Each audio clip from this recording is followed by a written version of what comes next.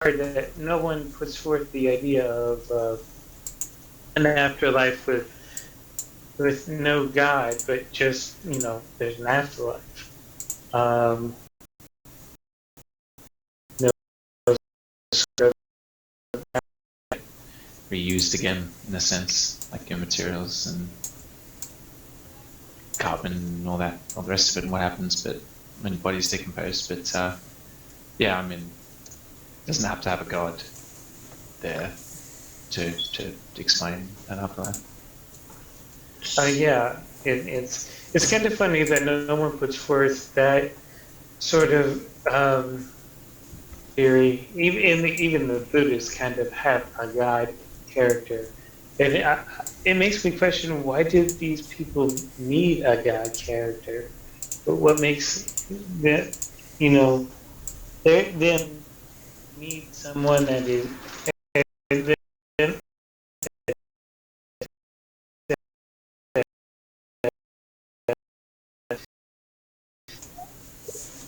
fun to think about. I think that part of it is probably because, I mean, we are in a way, like, we understand that we are our minds controlling our bodies in a sense, and so it's sort of like makes sense in that sense.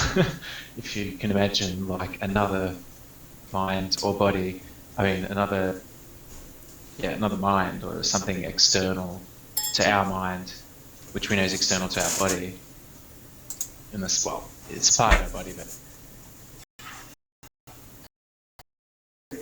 in its place and in its particular box. it's important to be able to sort of do that because, I think because, yeah, like you say, relinquishing control where it isn't there clearly. Why waste your energy and resources spending time, over things that you can't control? Let it be what will be, and then go from there. Oh yeah, it just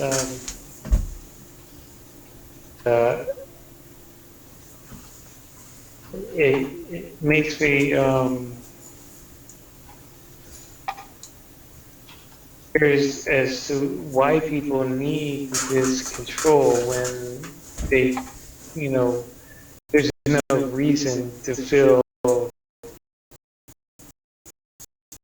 that or to have this need. There's no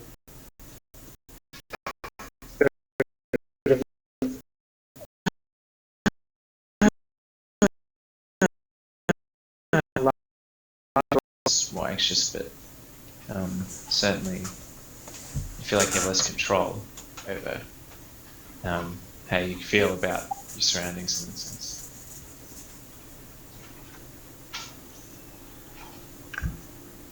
But are we programmed to need to have this leader that's in control and make the rules for us and be accountable for what's happening to us, or is this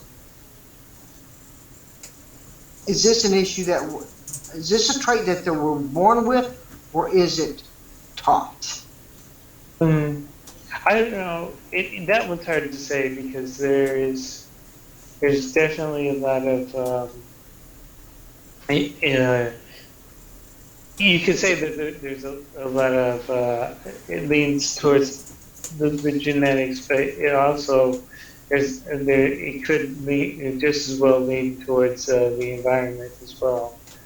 I know that I'm a person that if I want something done, I'll just go do it myself if I can.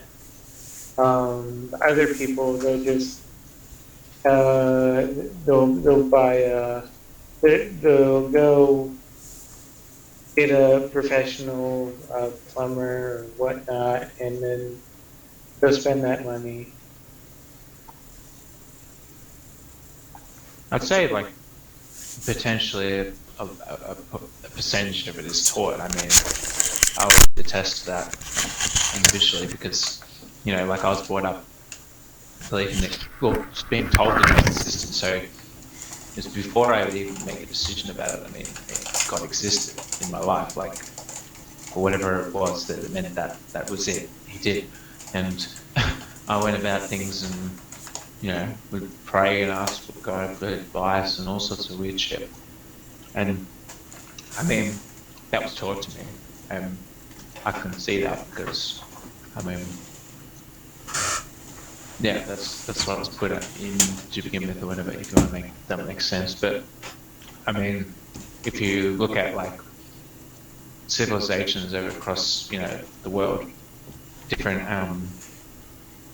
groups of people who've been separated for thousands of years, there's different instances of like gods and sort of like worship and towards, entities that have a lot of control over the environment and things like that. So, I mean, yeah, certainly there's percentages that it's learned, but I think there's a deeper sort of inner human like yearning sort of there, perhaps, that's associated with that often.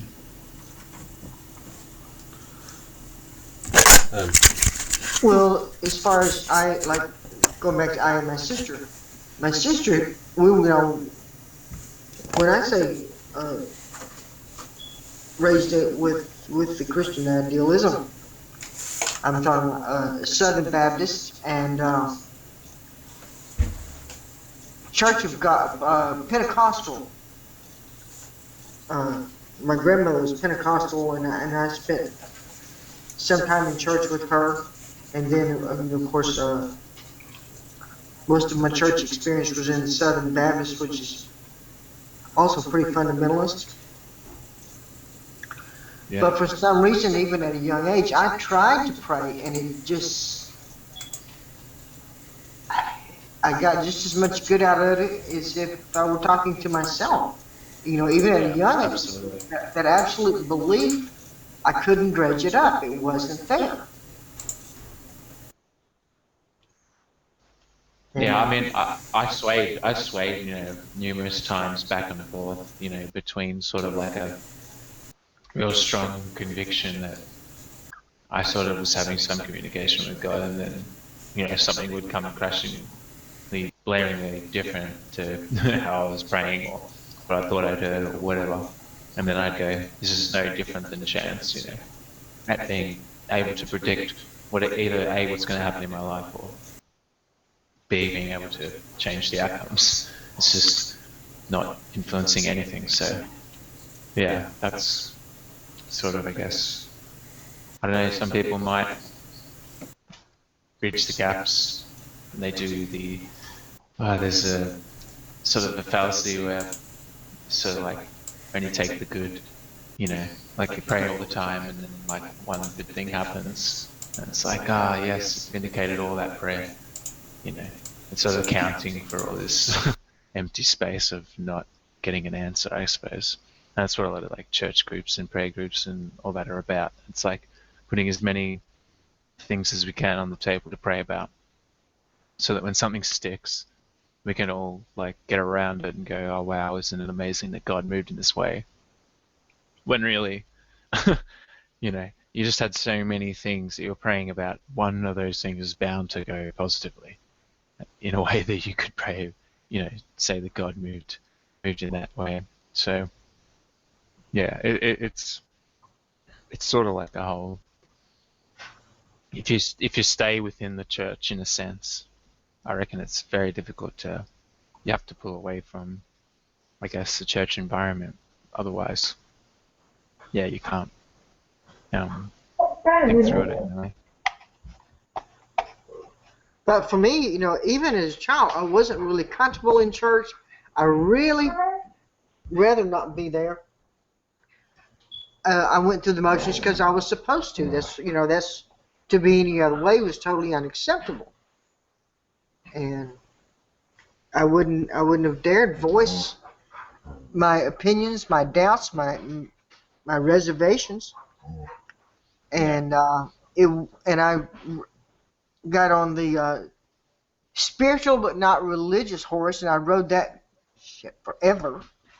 And then finally I read Bart Ehrman, and I was like, which I know he's controversial on some stuff, but for me it was like I realized it's okay to not believe. And it was such a relief, and then and I've always been outspoken. I'm sorry. I'm going to have to mute here for a minute.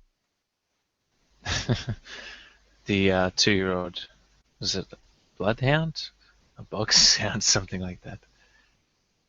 2-year-old puppies. She's a boxer hound, and she's playing with the Chihuahua. She's 65 pounds. He's about 12 pounds. So light heavyweight, light middleweight versus Yes. the top heavyweight. I don't know what the top ranking of boxing is. Pretend like I do. Well, I don't have any large dogs anymore at this point. I've got 4 that are in the 60-pound range and a Chihuahua. But there you go. And the Chihuahua is the boss. But back to the actual issue at hand. Once I figured out, it's okay to not believe. I'm not alone, and this does make sense. My family is. I've got one nephew that'll even speak to me anymore, so I'm fine with that. Yeah, that sort of things makes things really difficult and hard, especially when you got like relationships and family intertwined with it. Like, I had a close friend who's, I'm not even sure, not sure that he's an atheist. I'm not sure what he could consider himself, but he certainly had a different, I was close friends with him, and his parents were pastors of church, so that heavily influenced me as well. So, I was able to, I don't know, be more involved in the church and all that sort of thing. So it was a lot more intense in a sense with church prayer groups and these types of reinforcement activities, which sort of keep the flow going and the reinforcement. But yeah.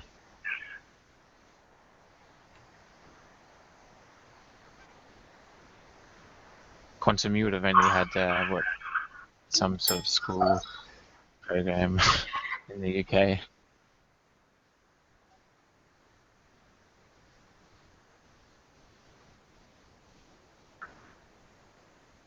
I was going to say, what was the? I was just saying, what's the sort of level of Bible or church that you experience in the UK? It would only be sort of just a class in primary school or something, religious ed or something, wouldn't it? Oh, okay.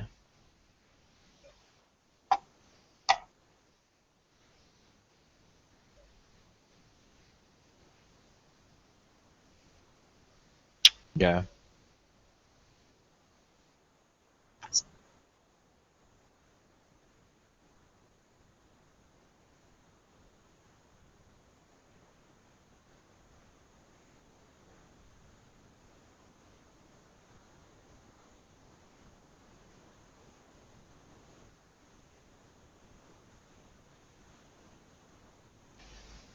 Oh, yeah. Yeah, that's a huge part of it. Yeah. It's sort of not even a non-option. Well, it's sort of weird because being taught initially that there is heaven and hell, right? You just straight away opt towards wanting to go to heaven, obviously. So in that regard, it's really difficult because there's sort of this natural aversion to stay with Christ and to stay with the church, because it's in that world where the alternative is clearly A or B, heaven or hell, you obviously want to go to heaven. So it makes it kind of problematic and more difficult when you have indoctrination and stuff.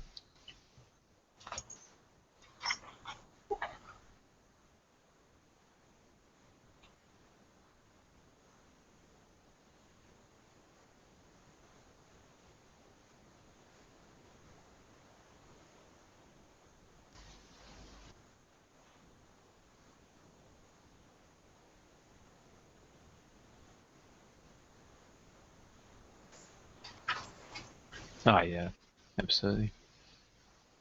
But they Just a don't really think about it and analyze what eternity worshiping this single deity actually means. I mean, it's yeah.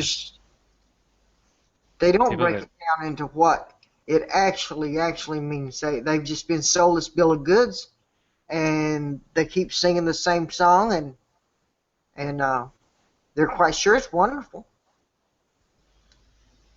it just reminds me of like I'm pretty sure there's a Monty Python sketch that sort of alludes to. It's just like ridiculous. Yeah, I mean, what are you just gonna an eternity? I mean, yeah, it's. I mean, you get bored after how long? We get bored after how long as humans? And so it's like being that, and then oh god, it just. But then I've had it explained to me away in different ways where it's sort of like, no, but it's like the best feeling ever you've ever had ever, like greater than any feeling you've ever had, all the time. So you sort of just was like forced to like think of like, I don't know, all the things that you really enjoyed doing, and then imagining that this thing was going to be doing those things all the same sort of intertwined way. I don't know. It's kind of ridiculous.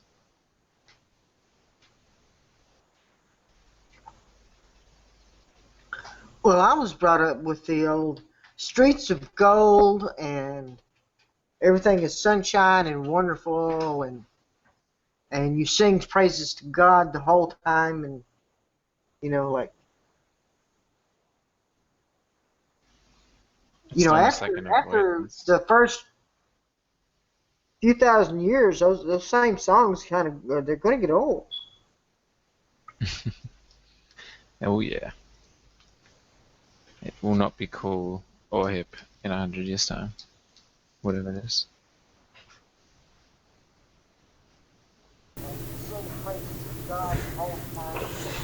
Oh, you just echoing this stream through. Sorry, this is through headphones. Sorry I haven't been too connected, but I've just been sort of using this impromptu thing as a sort of test for future episodes where because I mean people are expecting one this week anyway, so I thought I would. I apologise for that, but I thought I would, given the disaster of last week, try and do a little bit of testing, and so far it seems to have turned out quite well. But anyway, that's why I was going a little bit distant. That's the Murphy's Law again. Yeah. Where Nicholas just said, is this? I'm confused. I thought, is there a magic sandwich show? There isn't. No, there isn't. There isn't. No, there isn't a magic sandwich show this week. No, so thought we could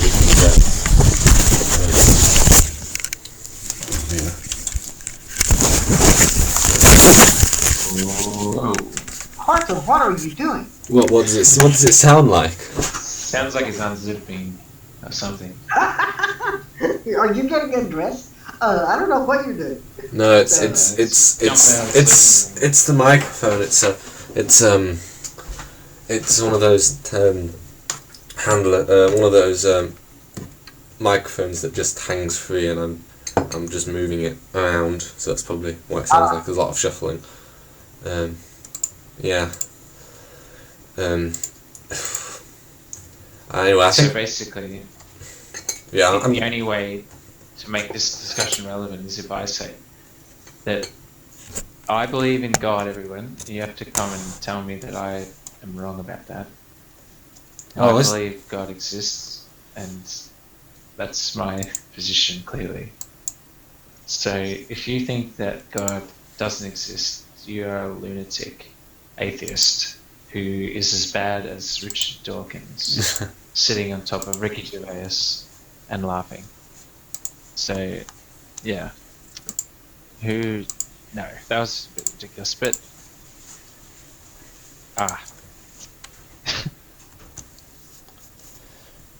Well, according to my family, I'm just so lost. So. Oh well. Exactly. Lost like the rest of us. You know. Yes. So what's the sort of reaction? What sort of reaction do you get then from other members of your family? If I mean, so are other members of your family religious then? Oh, I've just been shut out. I'm just not. I'm not. Uh, I'm sure I'm talked about from afar, but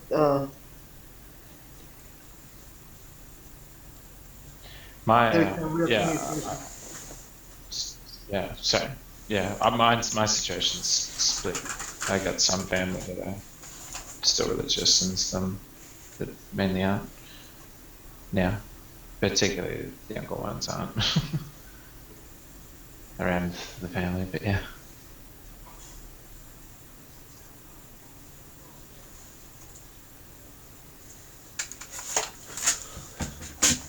It's certainly a problem that people face. A lot of people face in severe circumstances and dire circumstances where, yeah, feel for young people and young teenagers and stuff like that. But, Well, and then there's an untold number of people who really doubt them, but they put their doubts aside. They don't voice them. They don't even entertain them in their mind because it would mean losing their family, their whole community, which is basically what's yeah. happened to me. I'm very much alone, and I'm old enough. That's not a good thing. But and I know a gentleman, and he had a lot of invested interest in a particular church, and essentially through no fault of his own, relationship breakdown, etc. But he had to leave his partner, and by doing that, that was basically exclusion from the church. yes, And all his friends at that point were like at the church, his closest friends, friends he'd had for years. And so when he had to leave his partner, they forced him. They all had to write letters to him saying, and then stop communicating with him and stop interacting with him, or else they were to be, it was cult sort of practice, but it really shakes and turns a person's world upside down when you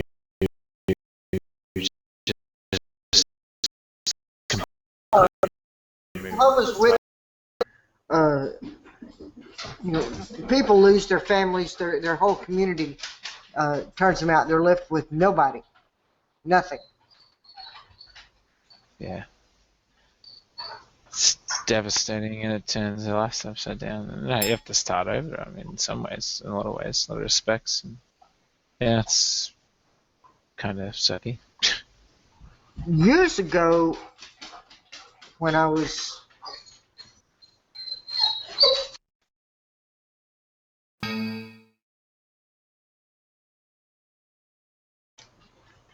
I'm sorry, I think I was in my late teens. I'd read an article, maybe it was National Geo or something of that caliber.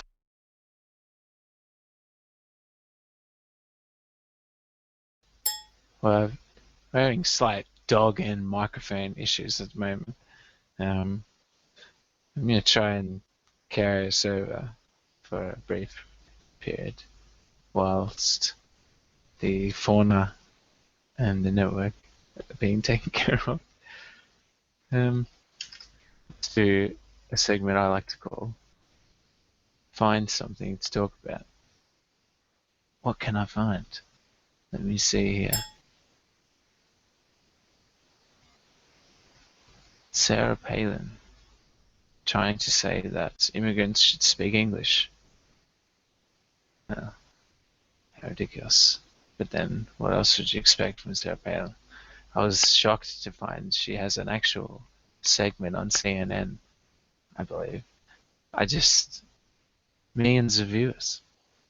I mean, I can't believe she still has a relevant opinion in some circles.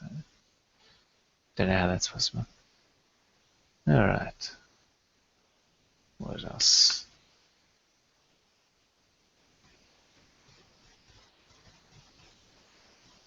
Dun, dun, dun. No one follows the cricket. We beat you, the English, Mr. Quantum. You probably not even interested in the cricket, but the Australians defeated the English 2-0 in the one-day international series.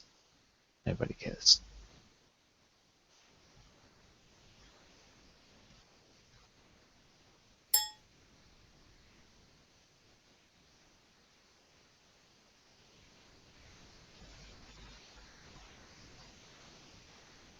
Dun, dun, dun.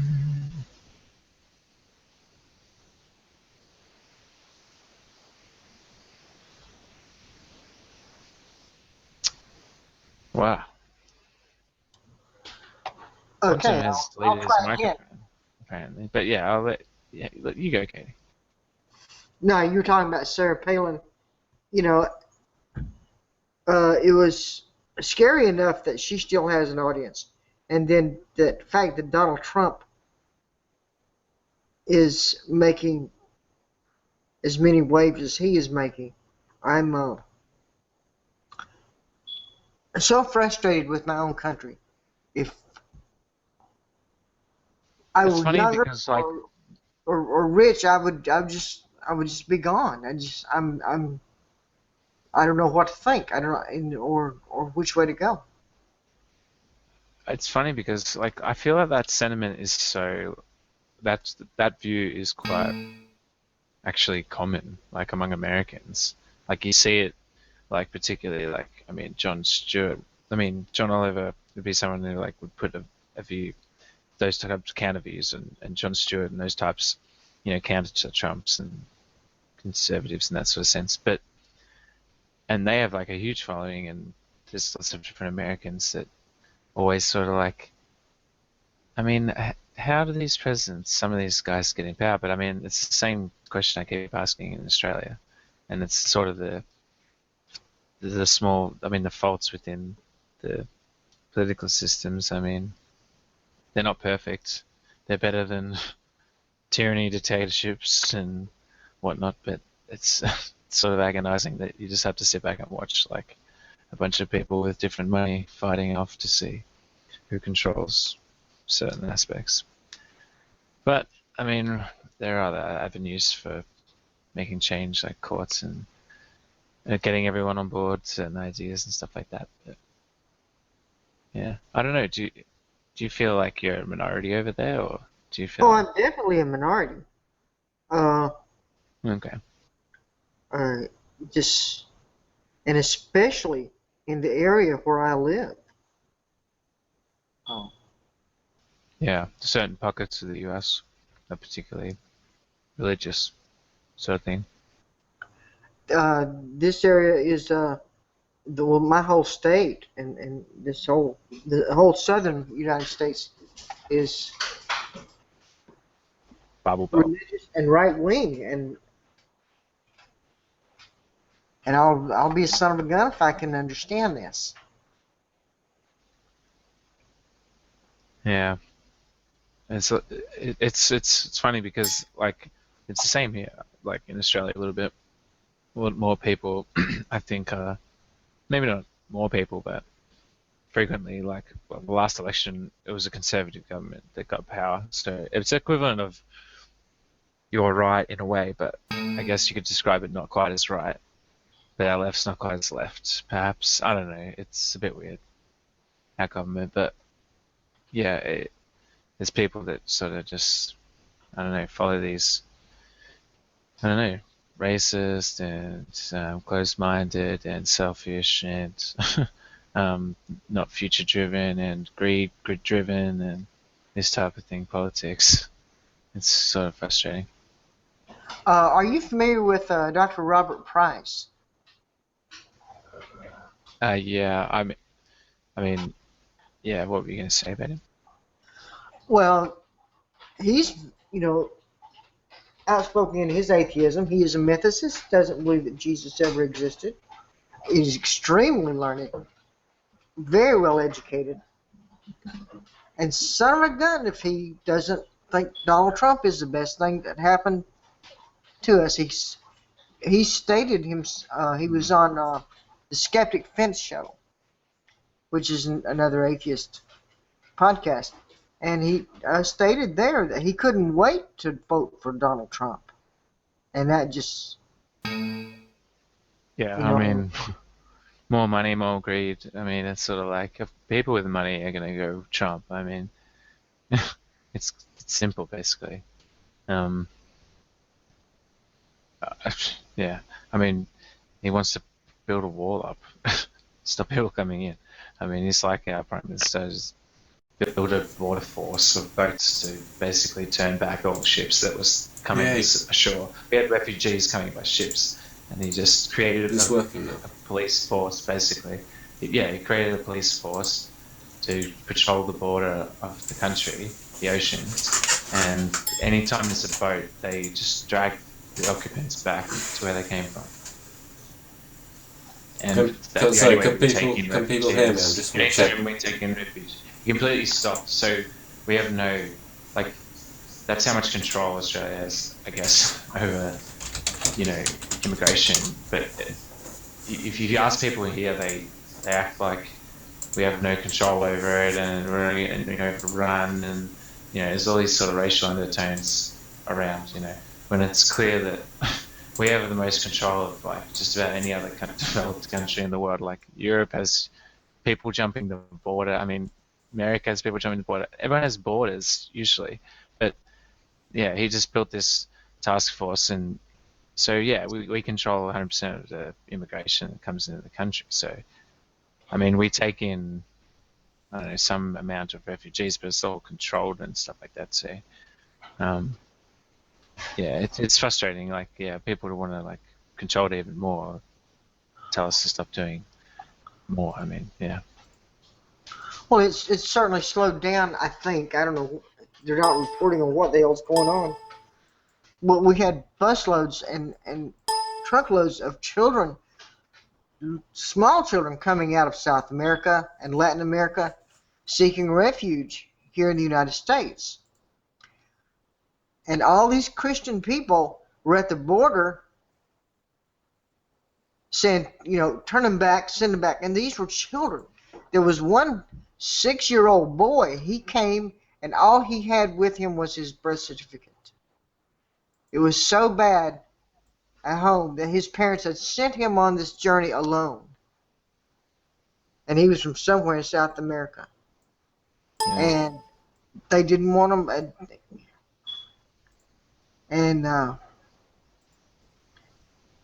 they recently, in Victoria or in Australia, they were going to do random paper checks of people, like as in passport, etc. And it was just completely racially profiling. It was the way they're going to go about it. And then they quickly cancelled it before, as it was becoming leaked, they were going to do it, and it was being deemed as like an embarrassment, and like people started protesting like very quickly. There wasn't much time either. It was like a leak that it was going to happen that day, and like a few hundred people started protesting in the streets and stuff like that, and they just quickly shut it down. But yeah, I mean, I don't know. It's crazy. I believe Quantum's back somehow. Yep, I managed to get my microphone working again. Yeah. Sorry, I've just been a bit out of it, but I've just been trying to make sure that everything's been going okay, and it seems to have been. But yeah, I agree with what you've been saying. There are some atheists that do vote for the GOP. I think some would argue it's because of the economic policies rather than anything else. At least that's what I've heard. Although it doesn't. It still seems odd because the people that vote for the GOP on an economic basis could still vote for the American Libertarians, but maybe that's because that people don't want to vote for a third party. But it might be on economic grounds. But I can't really see much other justification for it among atheists, certainly, or if not atheists, a sort of rational skeptic type audience. I don't really know. Yeah, our sort of like SWATs, our right in a sense, it gets away with sort of like, I mean, more sort of like bigoted views and about things and not wanting to change and keeping traditions and stuff like that, because well, it doesn't have to worry about it in a sense because it's the voting demographic are all interested in its superior economic, its economic superiority. At least that's what it claims.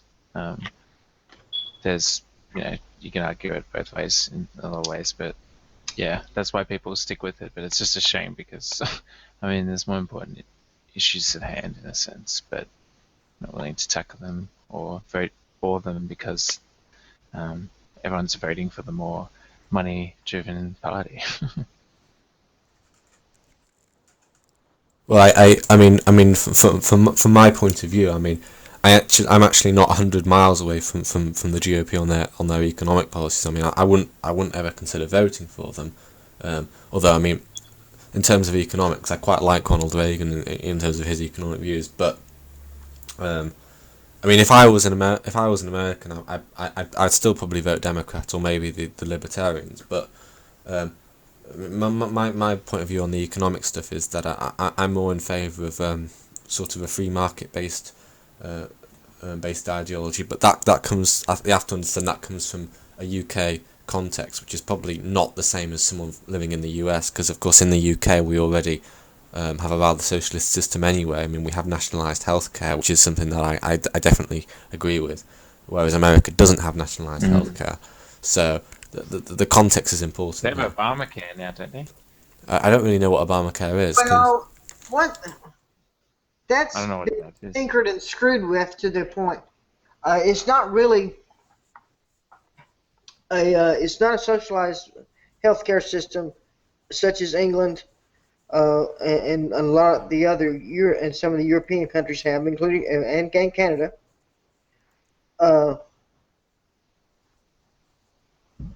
And the GOP have attacked it in every way that they possibly can. One of the things that they did was to instill states' rights and said that a state could decide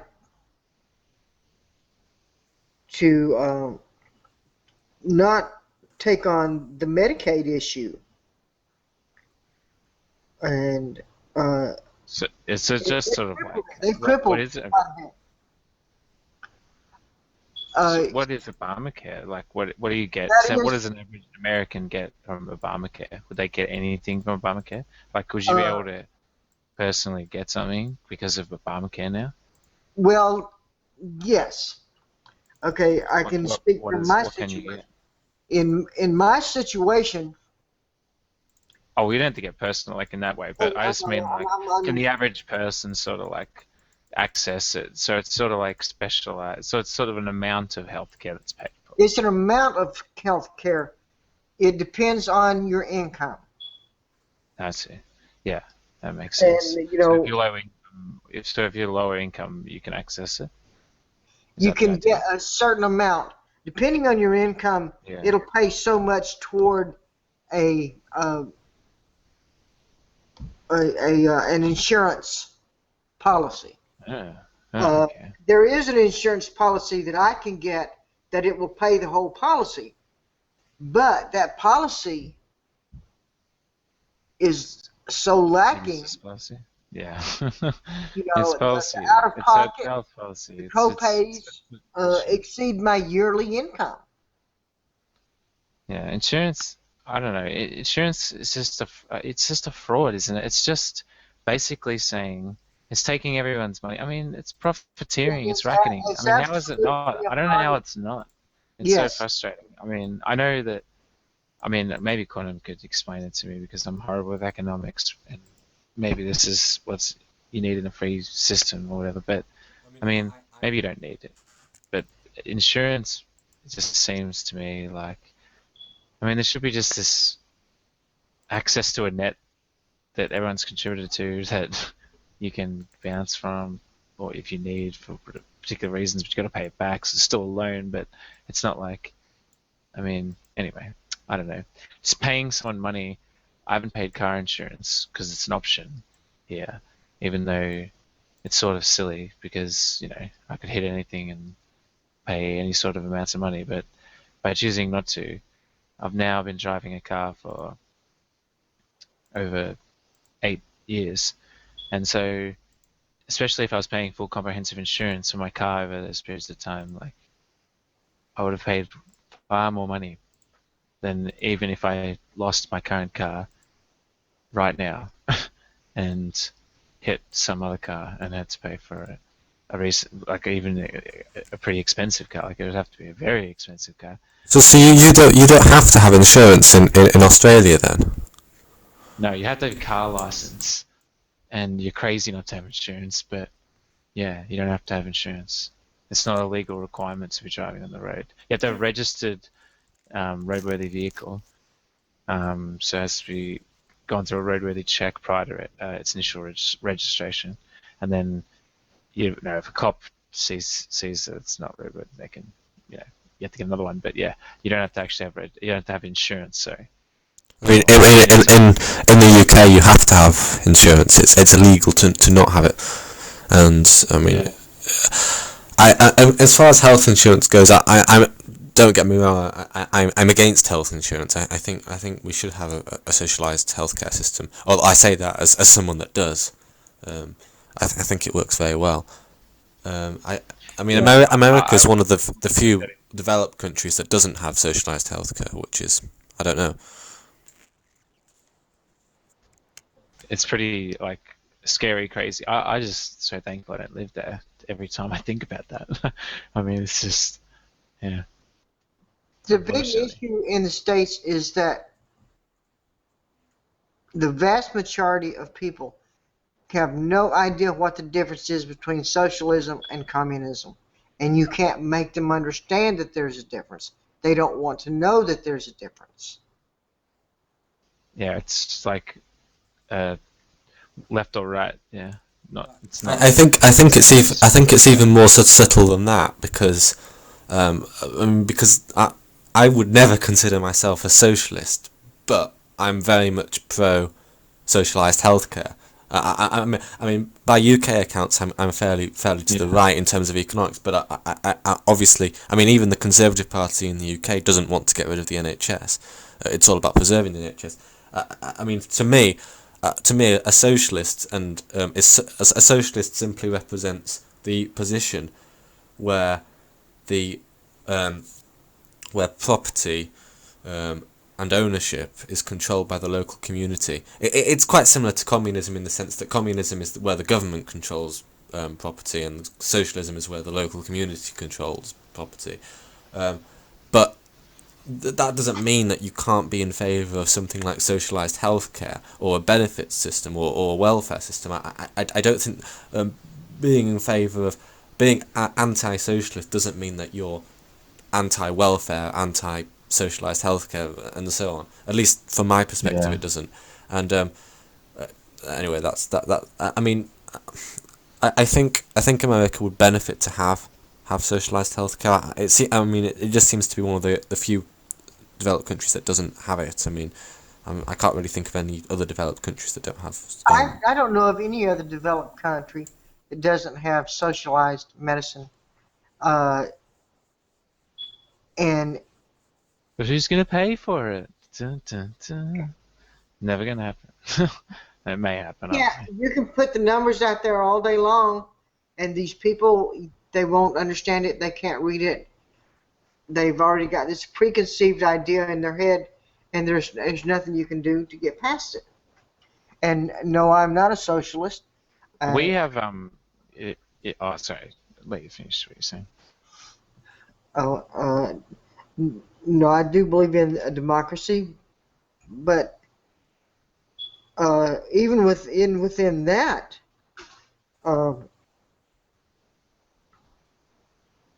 you're saying that the community within socialism controls property. Our property is still controlled. I'm told it's not as strict as it is in some European countries, but what I can and cannot build on my property. If a utility wants to run rimshot over my property. I can't stop them.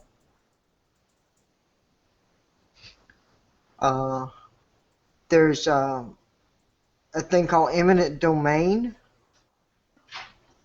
where if the rest of your neighborhood is going down to commercialization and you don't want to give it up, they can they'll condemn your property, put a few dollars in your bank account, and take it. It's certainly, I mean, using different parts of different systems seems to, come on, guys, in a way, it's sort of like, we have government, healthcare, and then there's also private healthcare around. So, if you happen to earn a bit more money, you can access it if you wish, and yeah, it'll be better and whatever. But at least there's, there's something there for, people who couldn't otherwise afford, better care. Well, for me, I pay a little bit with the Obamacare issue. I pay a little bit out of pocket to get an insurance policy that will actually cover my needs. There's one drug that I absolutely have to have every day, but because of the structure here in the United States, that drug is over $9,000 per month. Gee.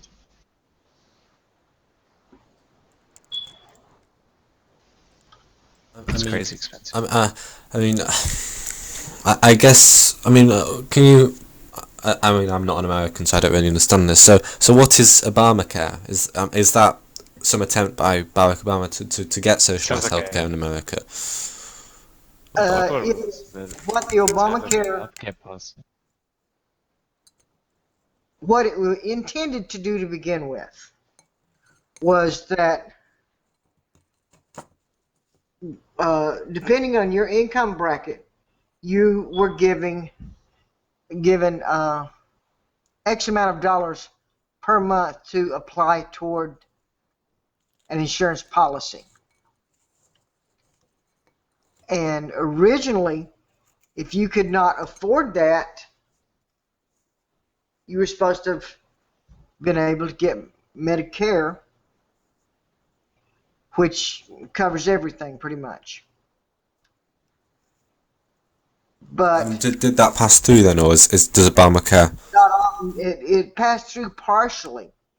There are some states that decided they did not want to sign on to the whole Obamacare thing, and so they don't provide the Medicare.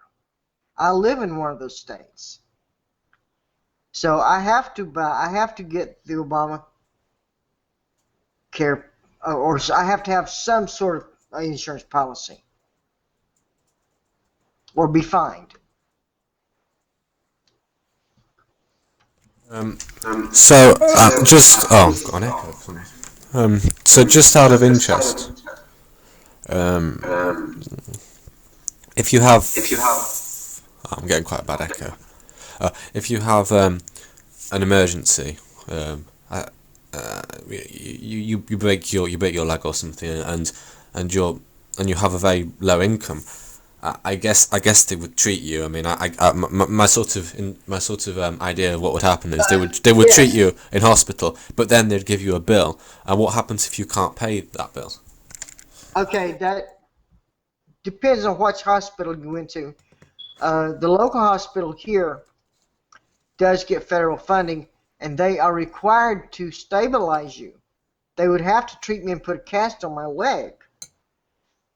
That does not mean that I would get follow-up care. And I can apply for what's called, or anybody else could apply, for what's called indigent care and have that bill written off because I could not afford it. But I could not get follow-up care without paying for it out of pocket. So in a sense, you do have some socialized healthcare, but only the emergency. Yeah, only the emergency. So does the government completely cover all the emergency stuff, or are you still expected to? No, there are some hospitals that are not federally or state subsidized. They don't have to give you indigent care. They will still bill you. They will still sue you. And How dare you get stabbed on our property? Pay us in the court of law. and the people lose their homes for this every day. The number one reason for people filing bankruptcy in the United States is because of unpaid medical bills.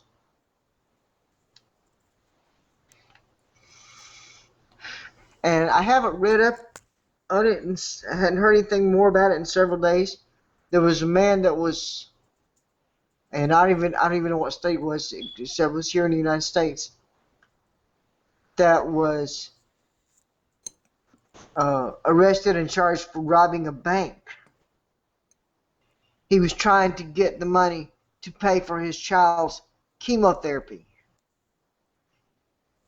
because they'll let the child die because he doesn't have any insurance and he doesn't have the money to pay for it.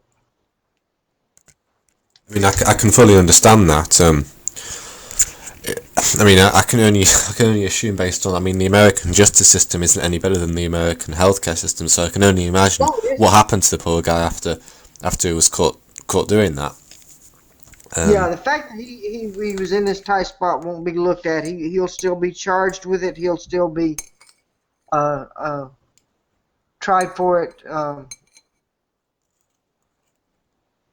If he had said I was buying drugs, it wouldn't have made any difference.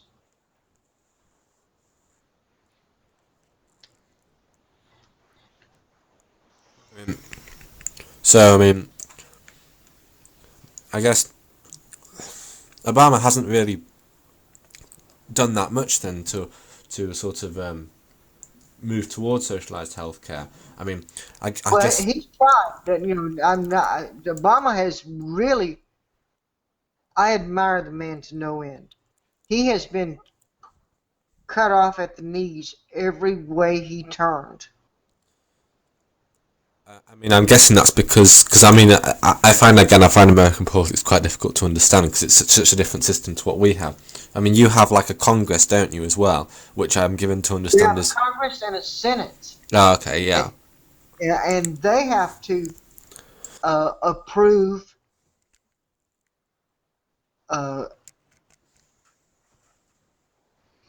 whatever the president puts forth. The president, he's a leader, but he's not all powerful. His power is actually quite limited.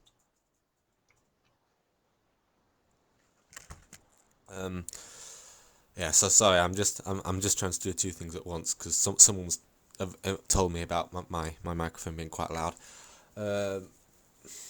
So, what do you know about Hillary Clinton then? Because isn't she the favourite Democrat at the moment?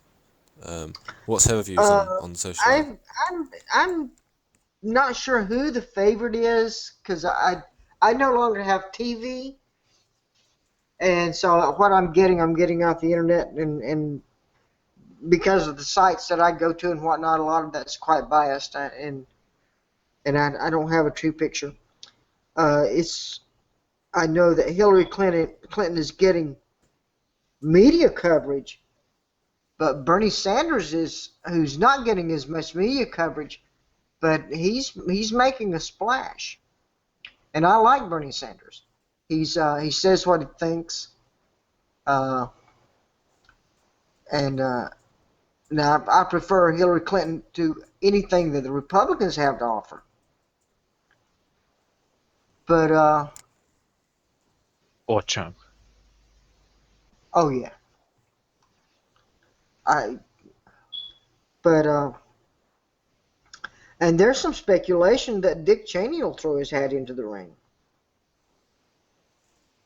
I don't know that he will or won't. He hasn't said. I couldn't imagine he'd win. No, I'm just sorry, not Dick Cheney, but Joe Biden. He tried in the past, didn't he? the current vice president. I can't remember, but he's the current vice president, and he's hasn't made any big splashes one way or another. But he hasn't made any serious mistakes. So fair enough. he could be a valuable contender there. Nathaniel's joined. Oi, mate. Sorry I'm late, mate. Oi, mate. Yeah. It's been a while. Just having a discussion on socialized healthcare at the moment. Right. Kind of. Cool. Kind of. Cool. I completely lost track of time, so I apologize for missing everything. It's no problem because we didn't even expect to do one today because it's not the salad week, it's the sandwich week, but we're doing a salad today because the sandwich was cancelled, and that's going to make no sense. That's going to make no sense. We're cutting this week, so you're just having fun. Yeah, so you're just having fun. That's cool. Yeah, apparently NPR is not well this week, and you know, I was going to tease NPR. DPR. DPR. Yeah. Having to take time off to clean up his Ashley Madison account.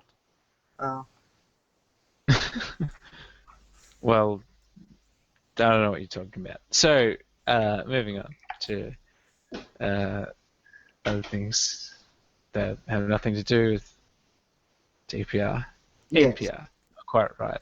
NQR, that's a chain of supermarkets here called Not Quite NPR is National Public Radio in the States. It's the it's the equivalent. It's PBS. It's the equivalent of ABC. It's kind of like the BBC, but sort of ABC. not. Huh? ABC to Australia. No, it's more like ABC. It's yeah, National I guess broadcaster. Yeah, essentially, but it's a bit different. But you know, ABC is like has much more I guess popular shows in a sense. I mean NPR does too. PBS is the overall. Anyway, it's not your ABC. It's not your ABC. No, I know Australian broadcasting. I mean, yeah, I know. I mean, America's. Yeah, I know the ABC. I mean, the ABC in Australia. I know it. The Cookie Monster. I've seen many things from it. So, but they seem to have more, I guess, more shows overall watched by the public. I think I'm not quite sure, but it seems that way. PBS is pretty popular in some respects, and like their Nova series is pretty popular and things like that. But I guess it would be kind of the equivalent. It's got a different structure though, as far as I can tell. But anyway, there you go. There you go. Yeah, what were you guys talking about? Well, we inquired about what Obamacare actually was because me and Quantum and myself, we were understanding what the hell it was. And then, I haven't been to the States in 5 years, so I'm not. I haven't gotten into that yet, really, and it's rather complicated. And I don't. And the thing is, I would have to get an insurer over there when I get there, etc. But I may not be going back for a while, so I'm not sure exactly what the situation is yet. I'll have to look into it. I'm a bit late on that, but I've had other things to do, and I'm not there, so they can fuck off if they want money from me right now. Everybody wants money from me. Fair enough. You know, but I'm a citizen of 3 countries, so everybody wants money from me. Citizen of 3 countries. Yeah, 3 passports. So it's a bit crazy. In fact, tomorrow morning I'm going to get my consular card renewed from the French consulate near me, and then I got to go back to Tel Aviv to the French embassy to get my passport renewed, my French passport renewed. So, So in fact, that's the first thing I'm doing tomorrow morning is going to the consulate and getting that, and then making an appointment for my my passport. So I can assure you that's much more riveting than the day I have planned. But yeah, that sounds exciting almost. well, Like some I'll tell you privilege and guys why. Though going to the we're French live on. consulates. You know. Well, we're live on the air, so I'm not sure I wanted to say anything, but Yeah, if that, I yeah. well, no, I'll say it. It might be. Sorry, I got a siren in the background. Just give it a second. It's going away. See, I prayed the siren away. Some people would say that that was a sign that you shouldn't go to the French consulate. Yeah, right. No, so what I'm planning, I'm hoping to make happen is moving to Japan for a while in the coming few months. So we'll see how that works out. But yeah, I haven't really announced it yet to most people, but it seems to be probable. So we'll see what happens. So that's one of the reasons I'm going to get my French passport renewed right now. Although I am going on my U.S. passport, but it's always good to have a French passport on you, or a European passport on you, you know? And that's it. So there you go.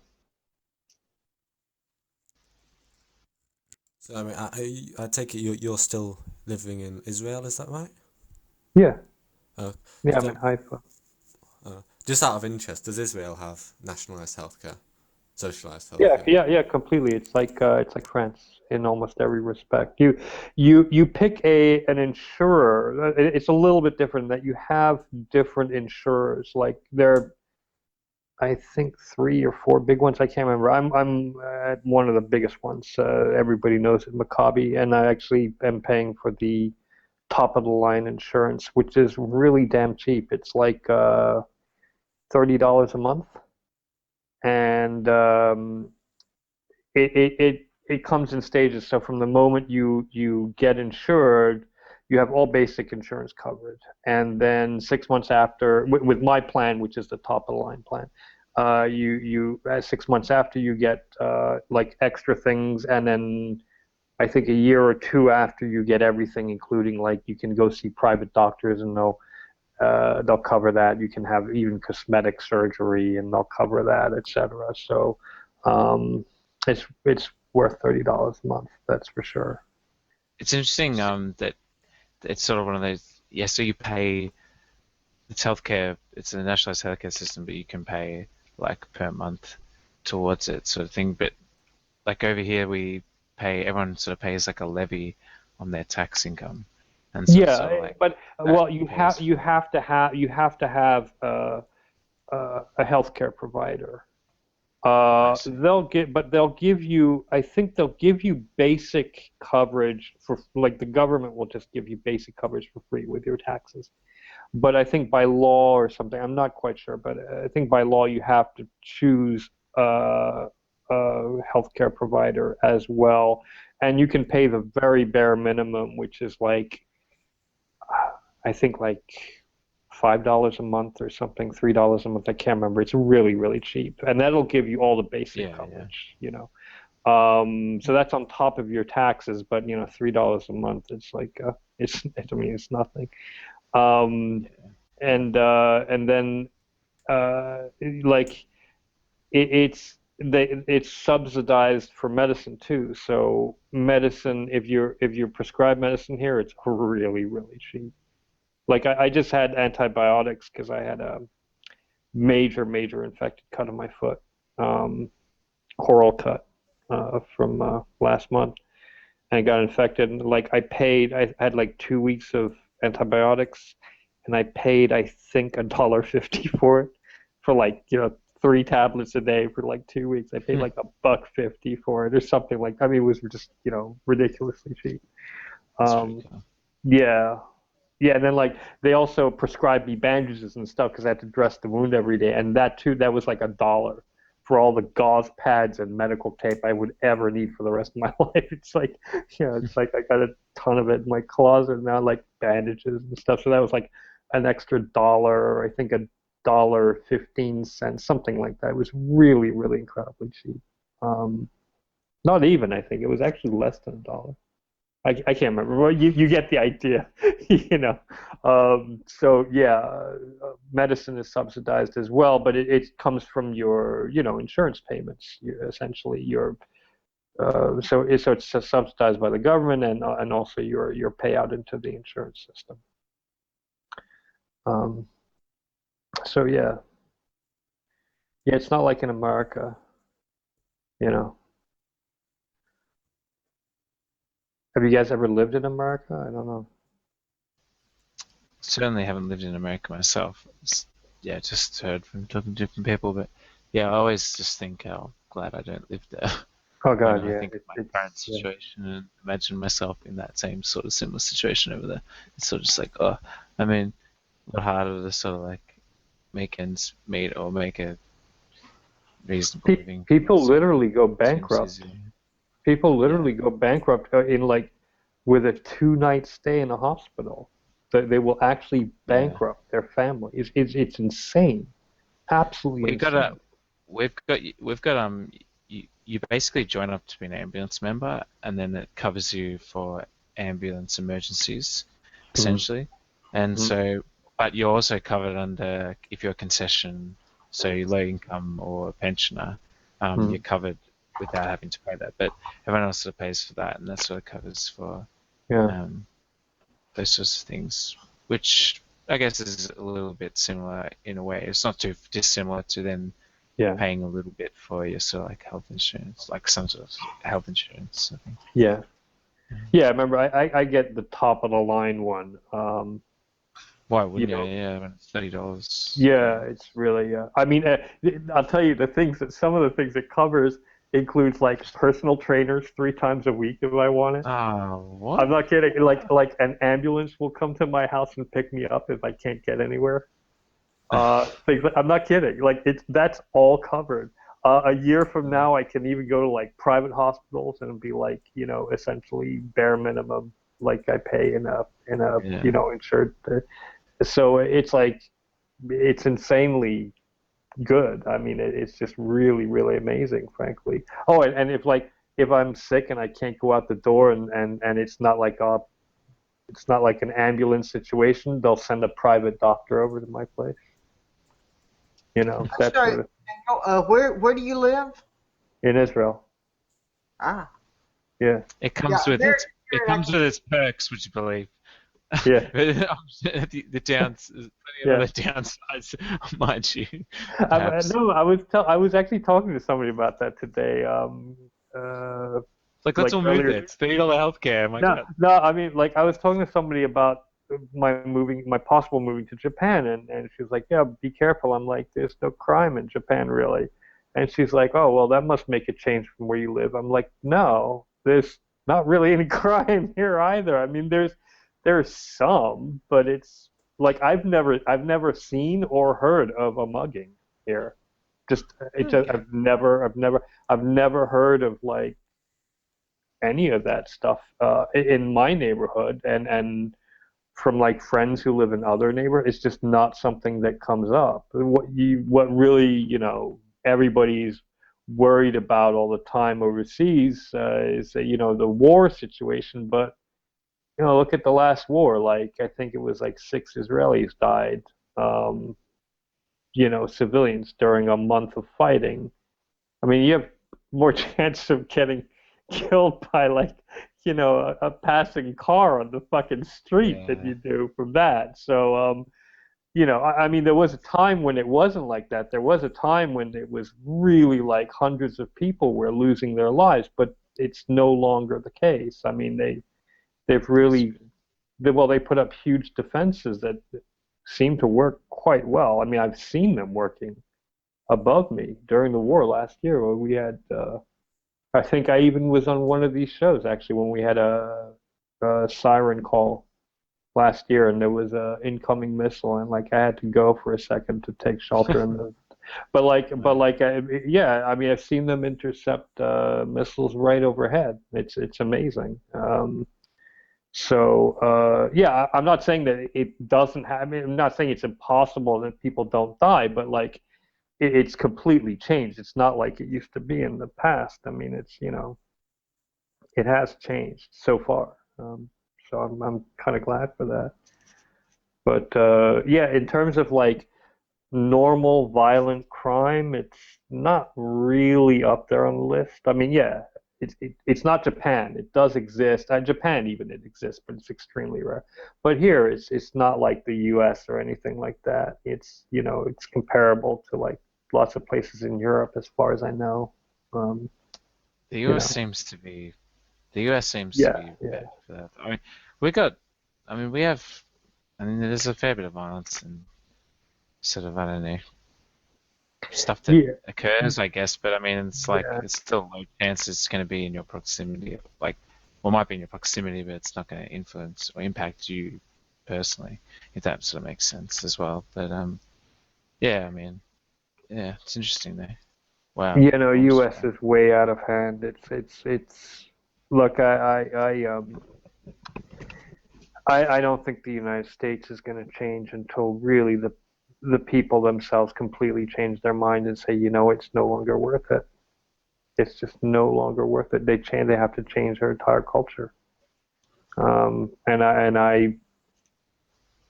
essentially I'm sympathetic, and I'm really, I feel lots of sadness about what's going on there.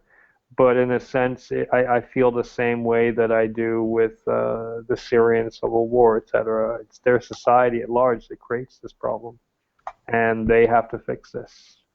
It's their culture, and that if when I talk about the U.S. and the huge crime rates, the huge murder rates, the mass killings, etc. I got to be fair. That's something rotten in American culture. And again, that has to be fixed by Americans within their own self by saying, you know what, we're wrong. We have something wrong in our culture. We have to fix it. Look, Australia did it, you know, and uh, and I respect that. And I think America will have to reach that point too. And so, yeah, in terms of crime, I feel the same way about American crime as I do about the Syrian civil war, etc., and the Iraqi civil war, etc. You know, um, yeah, I know it's an unpopular thing to say, but I don't give a damn. I don't see what I could possibly be told on what I just said that I'm wrong. Like I just don't, prove me wrong, please.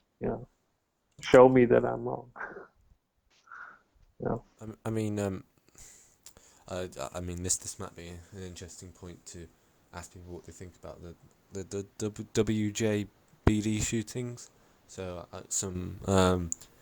a reporter and her cameraman were Yeah. both killed live on Yeah. air by We all know the story. Yeah. It made world news for like 7 days or something. Yeah. Well, for those that haven't heard of it, yeah. So, what's people's opinions on that? I mean, when you discuss this, I mean, one thing.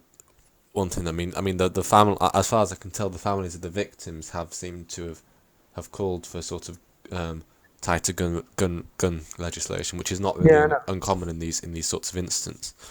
Yeah. Every single parent since fucking decades at this point who has had this happen to their family has said this is not going to change.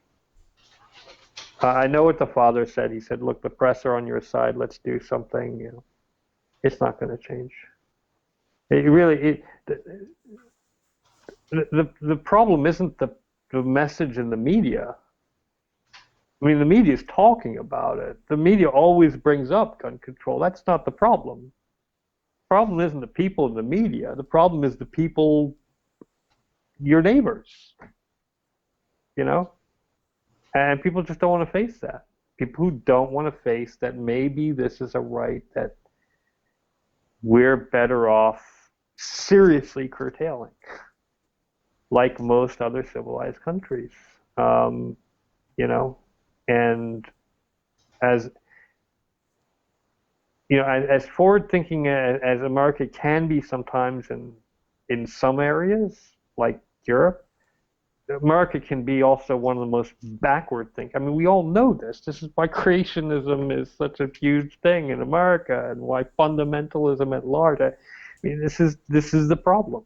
This is the problem, and it's a cultural problem. And I'm not saying that every single gun owner is a creationist or a fundamentalist. I mean, there's some atheists that support it, etc. But I understand that. But I'm saying that culturally speaking, it's not exactly a forward-thinking position. And the other problem is that there are just too many guns in America to ban them all at once. It's just an impossible thing.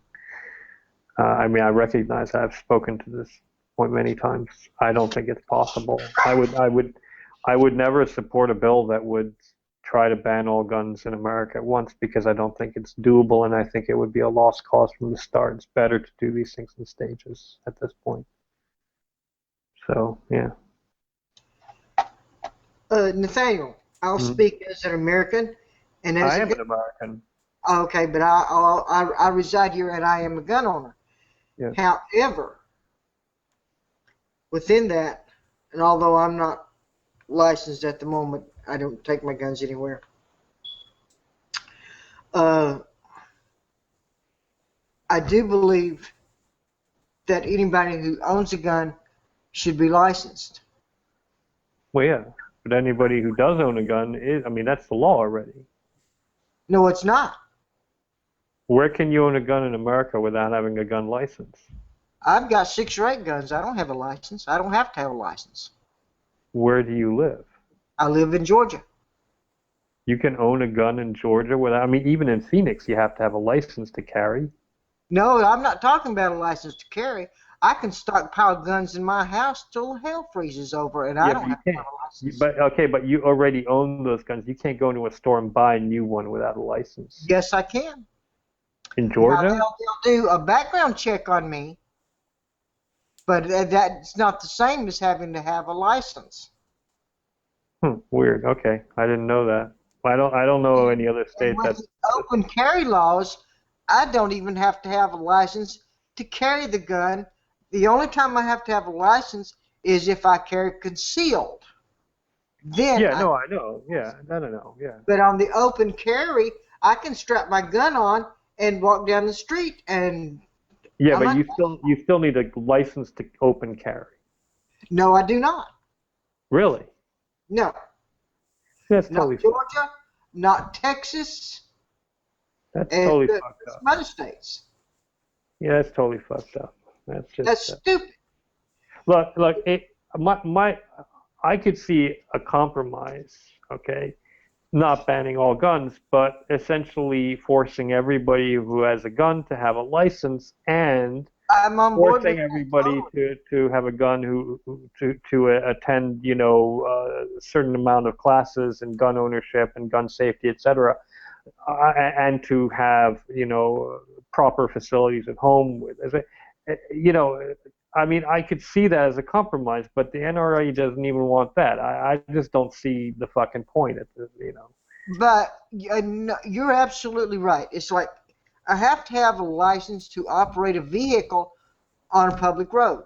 Yeah, but that's because driving is not a right. It's a privilege. It's licensed under a privilege. That's true.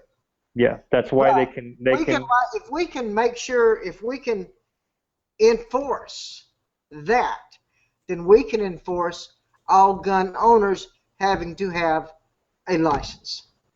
Yeah, but the NRA doesn't want that. I know they don't want that, but you also said something about it's not the media. The media here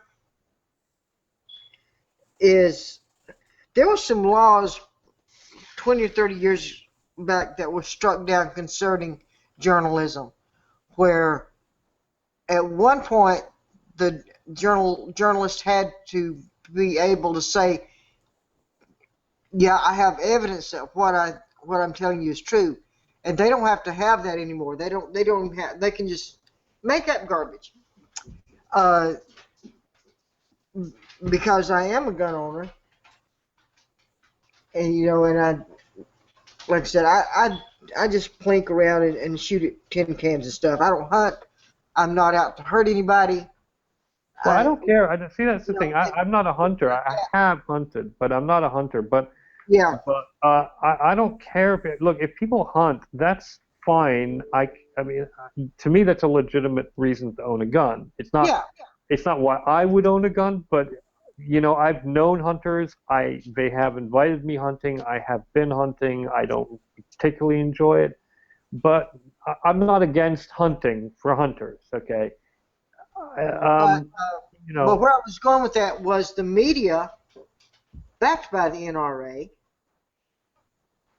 has put out this garbage idea that the current administration, Obama, is trying to take everybody's gun away. The man has never said anything about restricting gun ownership, not once. Yeah, I know that, but here's the thing. I think you're wrong, though. I think you're wrong, though. It's not the media. I mean, the only media that supports this would be like Fox News. ABC, NBC, CNN, MSNBC, certainly, they're all against the NRA. It's fairly clear. Look, I'm a liberal, and I realize that there is a liberal bias against guns in the media at large. I realize this.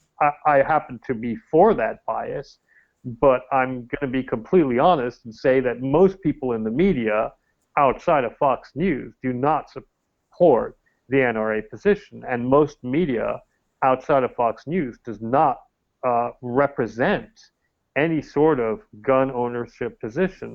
I would say that most of them are dead set against it, and the media kind of shows that.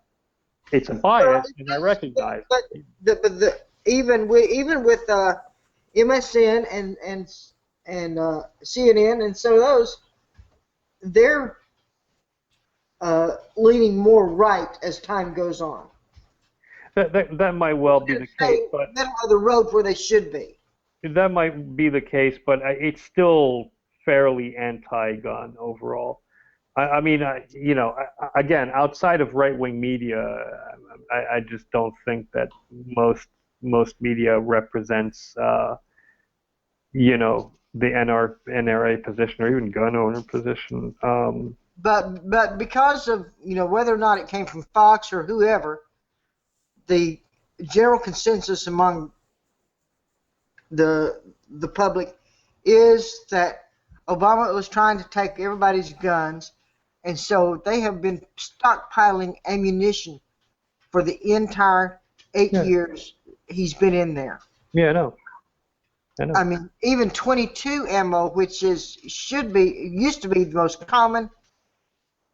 Yeah. It's high as a cat's back and hard to find. I know. I know. Believe me, I know. Yeah. Yeah. That's a really dangerous mix, frankly. You have insane people believing insane things. Yes. Loaded to the teeth. So yeah, that's probably the most dangerous kind of concoction you could come up with. I mean, I recognize this fully. That's why I'm just, I'm not enthused about where America's heading in terms of. I'm not either. I said earlier before you came online with us, if I were younger or had the kind of bucks that they wouldn't care, I would be out of America. I'm disgusted. I'm frustrated. Yeah. You know what? I gotta tell you, I really missed America the last couple of years until recently. It started, my missing America started going downhill about a year ago with the whole Black Lives Matter thing, etc. And I just started to realize just how fucking lucky I am not to be there right now. And you know what? I think that lends itself in part to why the hell I want to go somewhere else that's not America right now. I mean, I do miss it, but man, sometimes I got to count my lucky stars as far as I'm just glad that my grandson is being raised in the Netherlands and not here. Yeah. Oh, yeah. Well, they got their problems with immigration, but that's another matter, Well, yeah, I mean, no country is free of problems. I don't care right, exactly, yeah. but not like the stupid garbage that's happening here. Yeah, no, I agree. It's just, yeah. Actually, speaking of immigration, I'm curious, Mordred, mostly quantum, what do you think about the whole immigration thing with Germany and Hungary and France and you name it? I'm curious. Well, I think I mean there's two camps really, and I mean I'm not entirely with either of them. I mean there's one camp which says that we should basically take everyone, and there's the other camp which says that we should erect a new iron wall, a new iron curtain. But I mean, look, I mean it's very difficult because I mean I think we should take genuine refugees. I mean, the first problem is being able to distinguish between refugees and economic migrants, which isn't as easy as it sounds, especially when there's such a large volume. So I mean that's the first thing which is not easy. In terms of refugees, yes, I mean certainly we should take them. I mean the problem is the bureaucracy of the EU just makes this a nightmare because there's supposed to be a common distribution policy, and which has completely failed. However, all that has to happen is that one country has to get pissed off with all this and then just issue an EU passport, and then there's complete free movement inside the EU. And what this in practice means is that, I mean, there's certain countries in Europe that are gonna be more heavily targeted than others. I mean, Germany and the UK in particular. Whereas there are other countries such as Spain, Italy, Greece, and Eastern Europe, which are which are not so much. So that's part of the issue, and that's part of the problem with the EU, which is really what we don't need at the moment. I mean, in terms of refugees, we should take some, obviously, and we should take migrants as well. I mean, but not an unlimited number. I mean, again, the problem is that if you sort of say we can take an unlimited number of economic migrants, then it just encourages more and more to come, which is not a good idea. And of course the other problem there is that the human traffickers are getting a lot of business out of all this sort of stuff because there's a lot of profit to be had in transporting migrants and refugees, and that's a black market. That's again really quite difficult to. The whole thing is a complete mess, and I mean my opinion is a balance between head and heart. I mean I think there's the camps are basically head, heart. I think we should try and we should take the refugees, be a little bit tougher on economic migrants. It's very difficult. I honestly, I don't really know. I think it's just a really difficult situation with no easy solution. I had a slightly different view of that, actually. I'm not saying I'm not saying I disagree with your view. I'm saying that it hit me when the picture came out of the boy dead on the beach. It hit me that there was an overarching conversation that I heard from nobody, not even on the right, certainly not on the left. Nobody had mentioned this. It hit me that essentially we're looking at a completely failed culture, and I don't mean the West. The West has failed in so many ways in response, but essentially, if you go back to World War II and you see the same kind of situation with the refugees from Europe, from the European War, the mass killings that were going on, and I'm not just talking about Jews, etc., but the mass genocide and the killings, slaughter, etc. There were people overseas who recognized something was very rotten in the culture. That because it wasn't just Germans that were doing it. There were others collaborating. You know, there were some Serbs, etc. I mean, you had collaborators who wanted in on this and who helped out. They were all too eager. And again, I'm not just talking about Jews. I'm talking about, you know, handicapped people and, you know, gypsies and whatnot. Yeah, all the quote unquote undesirables of Europe. I'm not seeing that realization today. I'm not seeing the realization coming from anywhere where it's discussing this overall situation in comparison to the same kind of situation that you had, you know, some 70 years ago. That essentially there's something wrong in the culture, and it won't be won without completely eradicating it from essentially the cultural norm. And that to me was really kind of the clincher. When I saw that picture, I was like, you know what,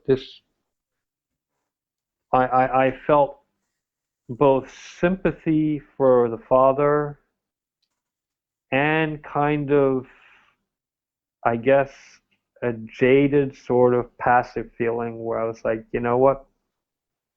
You helped make this happen. You did. Because everyone around.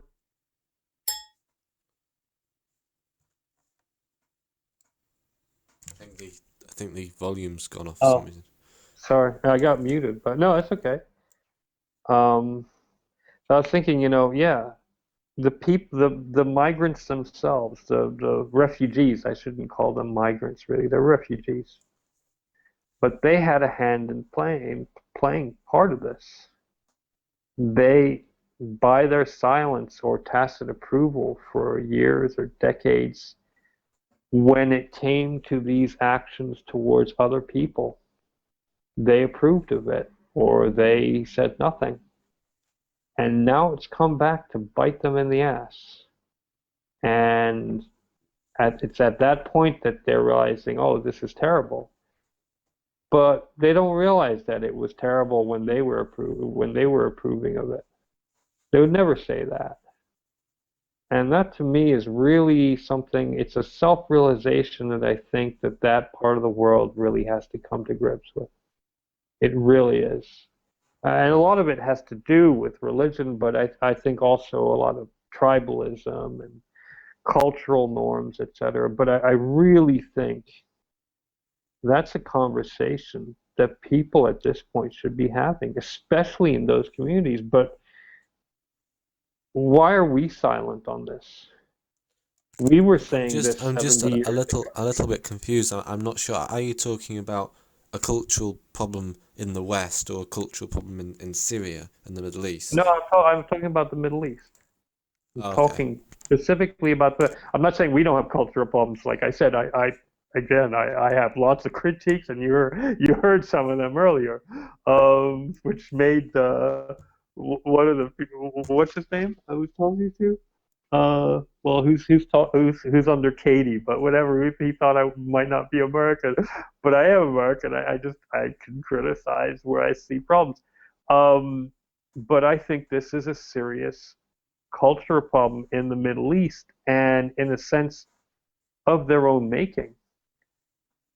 And nobody's really saying that. I know that it's extremely politically incorrect to say something like that. Oh, these refugees brought it on themselves. I'm not saying specifically that each refugee is personally responsible, but in a sense, as a collective, as a part of their culture, they are.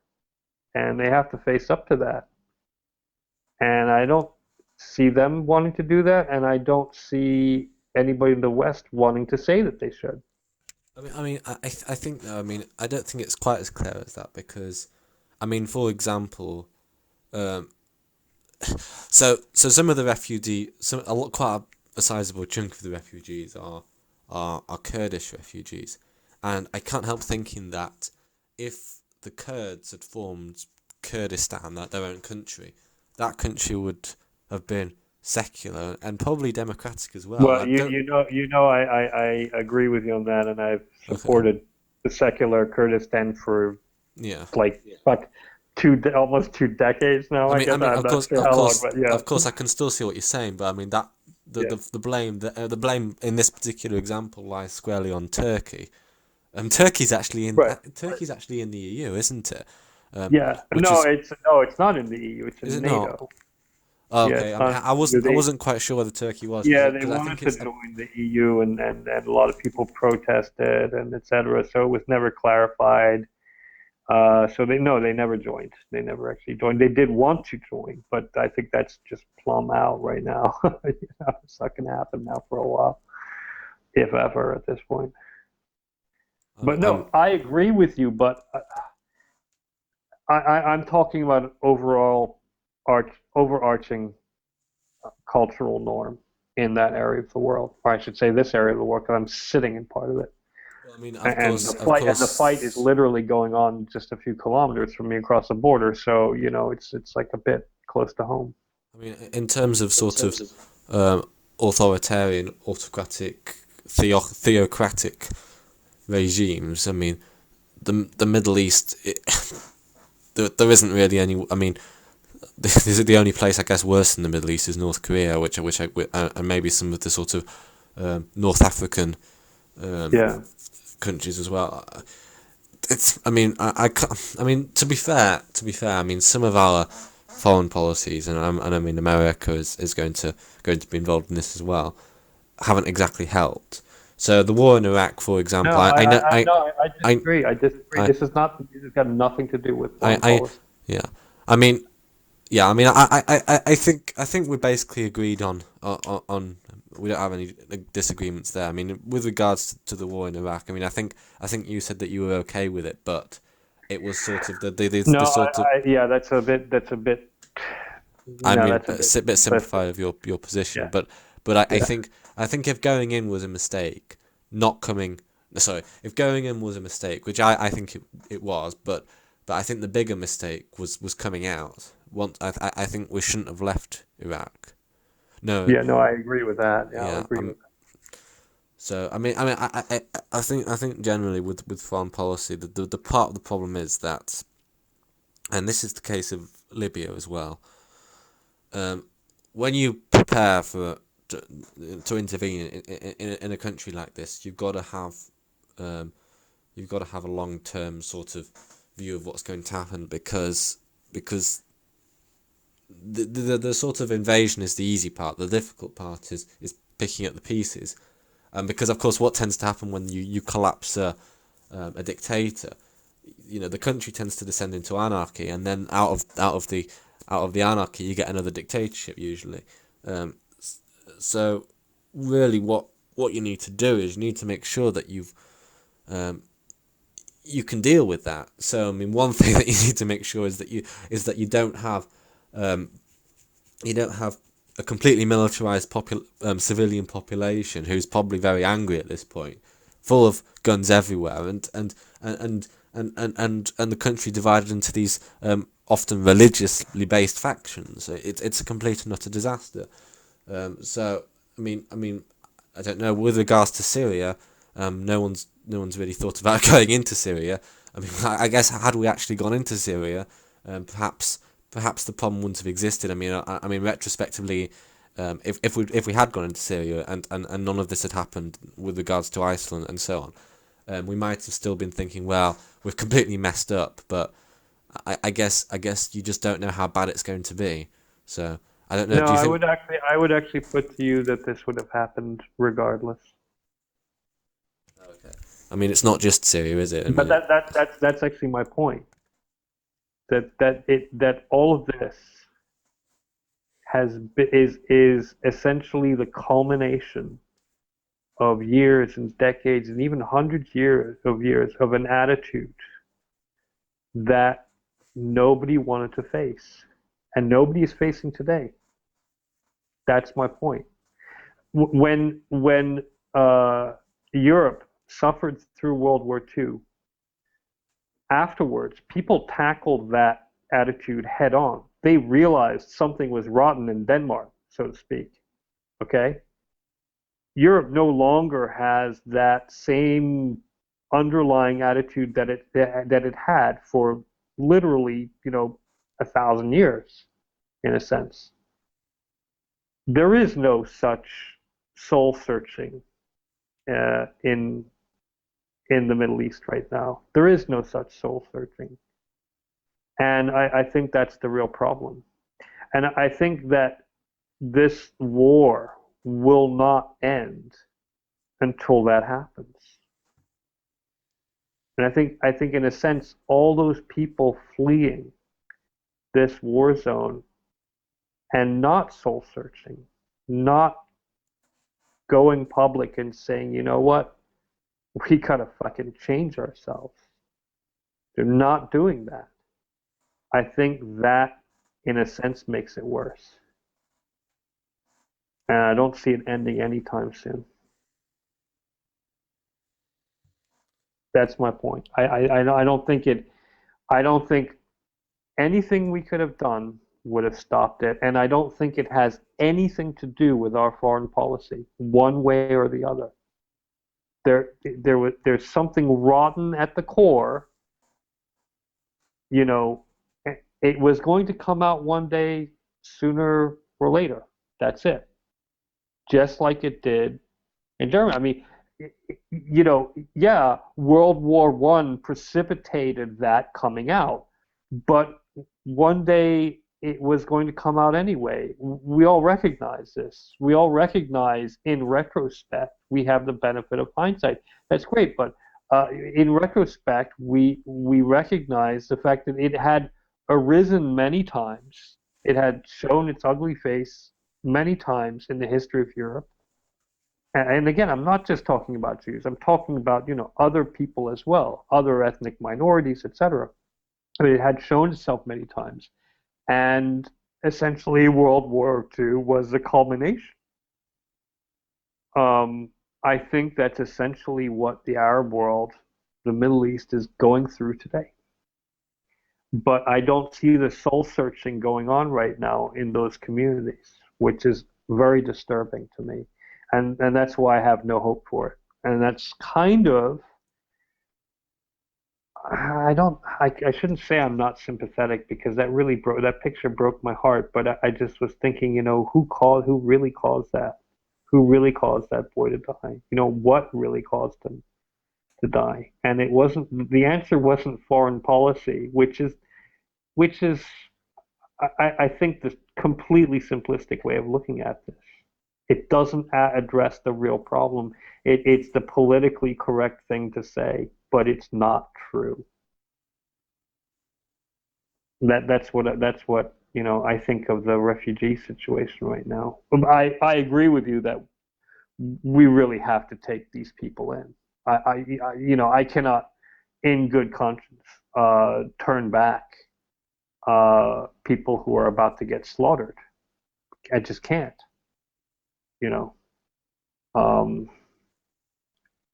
But I just want something more than just, a panacea.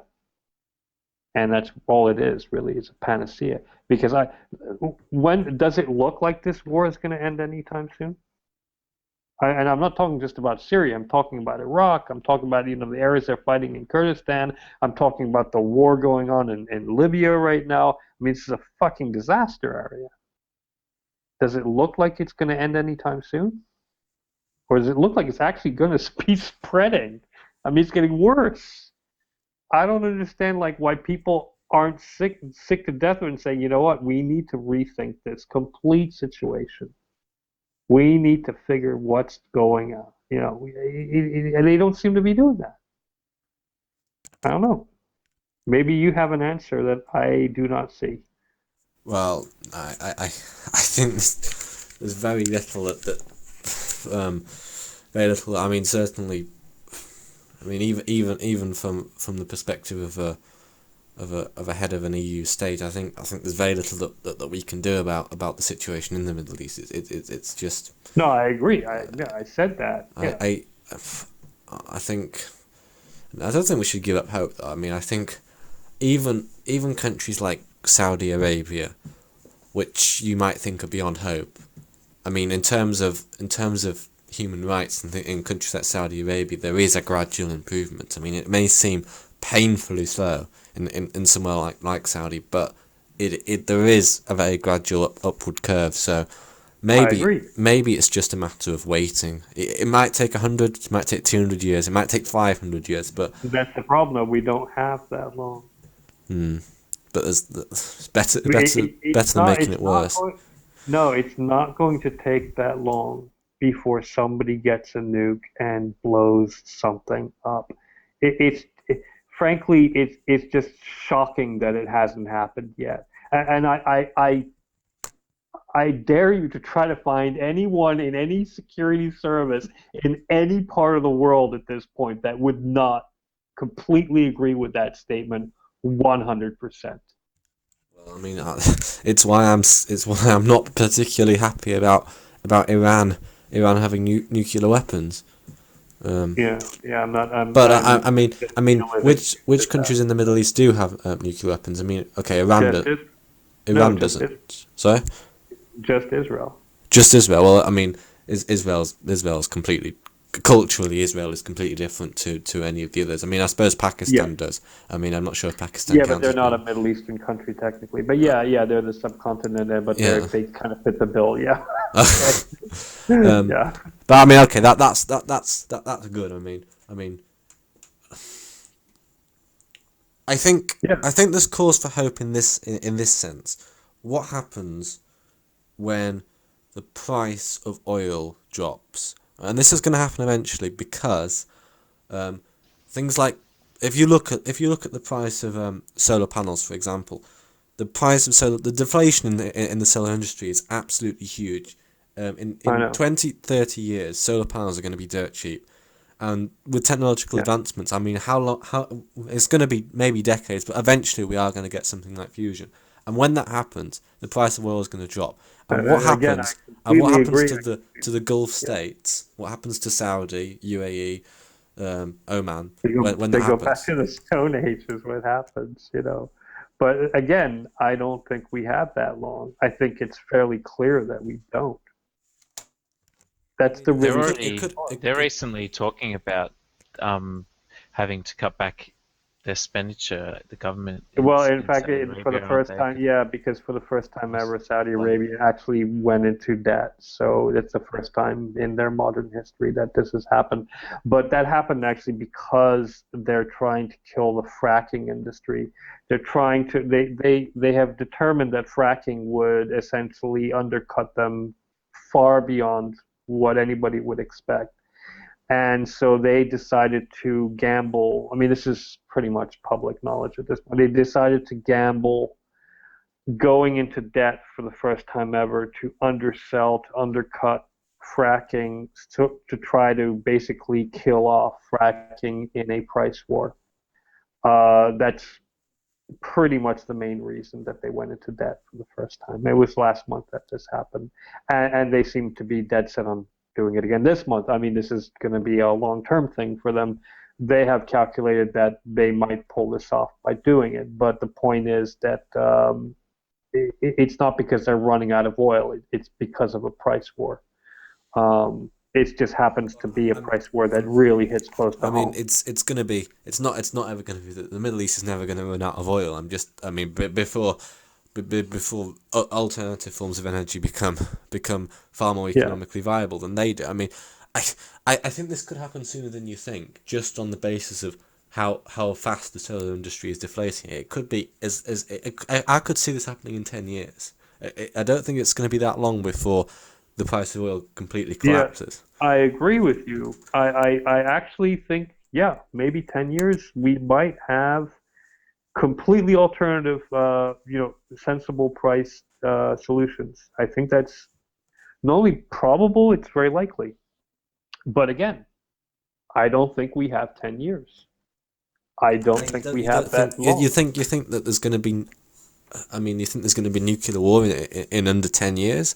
No, I didn't say nuclear war. I mean, you were talking about the threat of new. I mean, I thought this was the whole thing that we were most worried about, the prospect of one of these countries getting nuclear weapons. No, not a country, a group. not a country.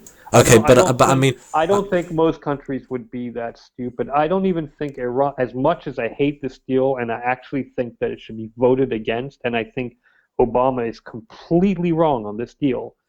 I do not think that, and in fact, very few people think that Iran would actually ever launch a nuclear weapon. I think it's clear that they wouldn't. That's not what we're worried about.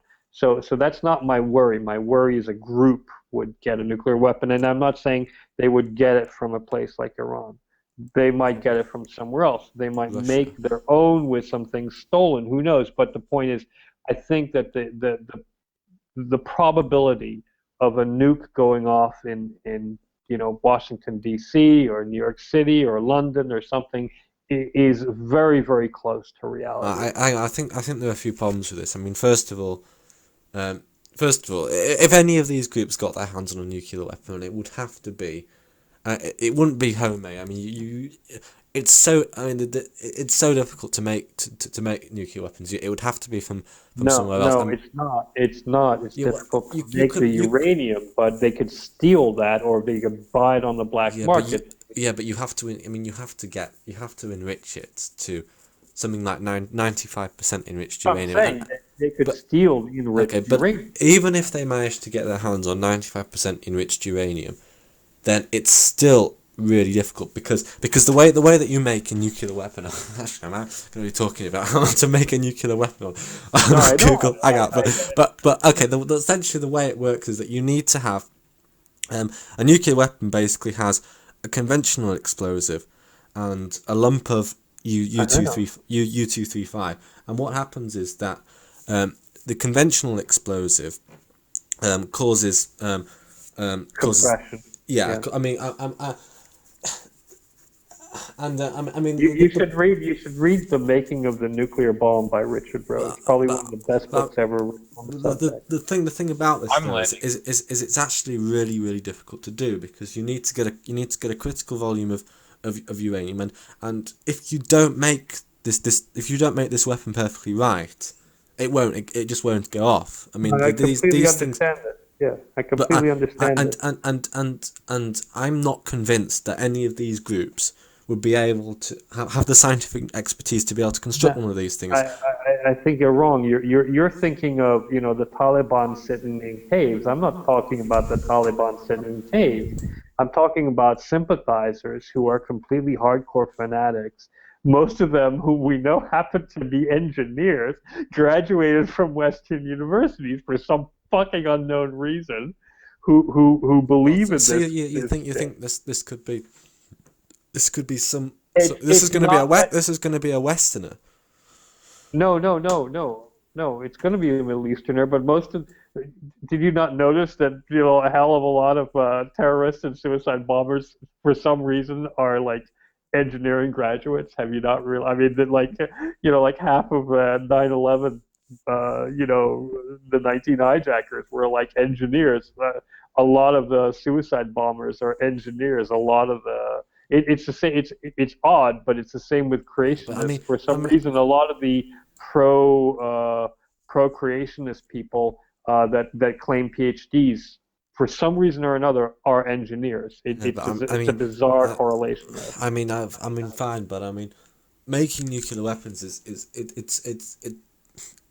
it's just not easy. I mean, okay, fine. I mean, there might be engineers, but the number of steps that you'd have to go through, you'd have to illegally obtain 95% enriched uranium, which is not easy. I mean, they've got no chance of making it themselves. Making it themselves is almost completely impossible because it. I don't think they could ever make it themselves. But getting it from some Russian black market or something, which I think is possibly the most likely. I mean, I can't see them any other way of them getting it. Again, I think it's highly unlikely, and even if they do manage to get it, even if that's true, they've got to actually make the damn thing, which is very difficult. And then even if they manage to do that, which I think is a very tall order, they've got to be able to make the rocket fuel, which this is not easy either. No. You're going in the wrong direction there. Okay, first of all, it is not that hard to sync the fuses today with computers, which they didn't have in 1945. Okay, yes, back then synchronizing the actual detonation points was actually one of the hardest things they had to do. Today, with the microchip, that is a very easy thing to do, actually. It's not that hard.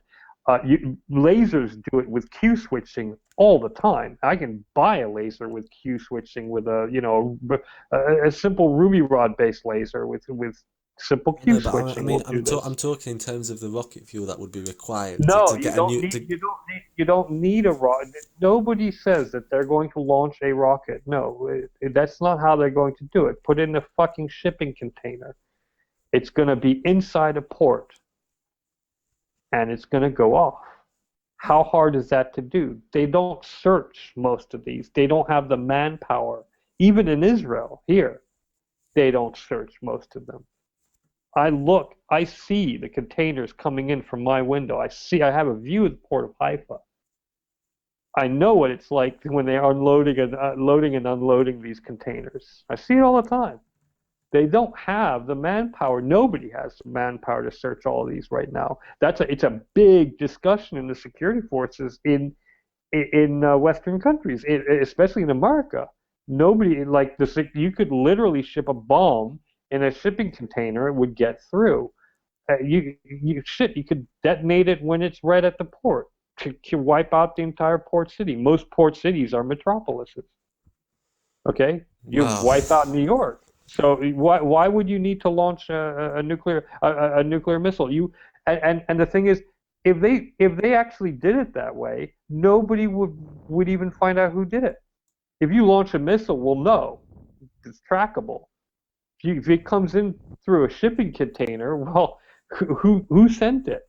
Not only that, I mean, you have like so many ships coming in with shipping containers. How are you going to track where that came from? It's almost impossible. I think that is a really big concern. I mean, I think if that did happen, the chances are it would still fail to go off, and they would be able to. They would. The conventional explosion would. And from the ruins, they would be able to determine, I guess, some evidence of where it came from. Okay, I agree with you that there is a rather scary possibility that one of these things could actually go off and wipe out a good chunk of somewhere like New York, which would be, well, catastrophic. It would be. Well, anyway, I think that's a good place to start to end it now after 2 hours, but rather sobering thoughts about one of the potential. Well, I'll tell you something. That is actually what has been talked about for a couple of years now, longer. Not the nuclear missile, the shipping container from the rogue organization that got part of the material from essentially the Russian underground or what have you, and essentially builds a homemade nuclear device. Yeah, it would take a lot of money, but some of these organizations, they have $100 million at their disposal. What's to stop them? Well, I hope it doesn't happen in my lifetime. Yeah, me too. Anyway, I think we're going to close it now. So this was the Supernatural Side Salad Show episode to replace the Magic Sandwich Show, which wasn't going on today. But there was going to be a normal Supernatural Side Salad Show episode next week. If you want to get an invite, then just make sure you add this version of me to your Google Plus circles, this version of me with the Q, and I send everyone invites, but anyone can join. I'm not sure what the topic is going to be, so I'm going to have to think of one. Maybe continue the philosophy stuff, but probably not because that one's been done quite a lot now, so I'll have to think of something. And if people can give me suggestions about a topic, that'll be quite good as well. So I'm gonna Q switching. Let's do a thing on Q switching. What's that? It's time detonators at like nanoseconds. Never mind. That's what we were talking about with the detonating the nuclear bomb. Well, but like I said, it's also done in lasers, so we can look that up. I'm going to attempt to go offline now. So I've got to go offline in 2 places, so the first one is now off, but then the second one is still on, so I've still got to go out. I'm still technically online. Dun dun. Got to